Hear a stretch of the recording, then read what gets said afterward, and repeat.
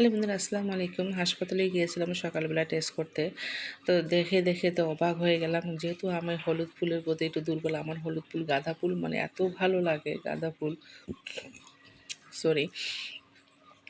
তো ভাবলাম একটু ভিডিও করে নিই। এটা যখন বের হয়ে আসছি তখন ভিডিওটা করেছি। এত ভালো লাগতেছে চারিদিক, মানে পুরো হাসপাতালের চারিদিক দিয়ে গাঁদা ফুল, চন্দ্রমল্লিকা ফুল শুধু। তো ওদিকে এক দেখলাম যে চাচা ঠিক করতেছে।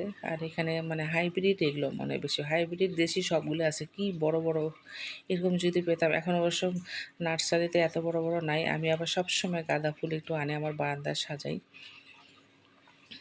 এখান থেকে যদি একটা টব নিয়ে যেতে পারতাম, মনে মনে ভাবতাম। তো নিতে গেলে তো ধরা খাবো, দিবে না। ওরা সাজানোর জন্যই তো এটা রাখছে, ভাল লাগতেছে। তাই না? কেমন লাগতেছে বলবেন, আপনি জানাবেন। আমার কাছে তো খুবই ভালো লাগছে। এদিকে চন্দ্রমল্লিকা সাজিয়ে রেখে দিচ্ছে চাচা, আবার ঠিক করতেছে ওদেরকে। মানে ওনাকে বললাম যে এটা কত করে নিয়ে আসছে, আমাদের কাছে তো 100-150 টাকা চায়। তো উনি বলো 2 টাকা। তা আমি 2 টাকার নাম শুনে তো অবাক হয়ে গেলাম যে 2 টাকা কীভাবে। তো উনি বললো যখন ওর 3টা বা 2টা পাতা হয়েছে তখন আমরা এই চারাগুলো নিয়ে আসছি, তখন থেকে তারা যত্ন করে এই যে এখন লাগিয়ে দিয়েছে। হয়তো আরেকটা গাছ লাগাইলো মনে হয় 1 টব থেকে।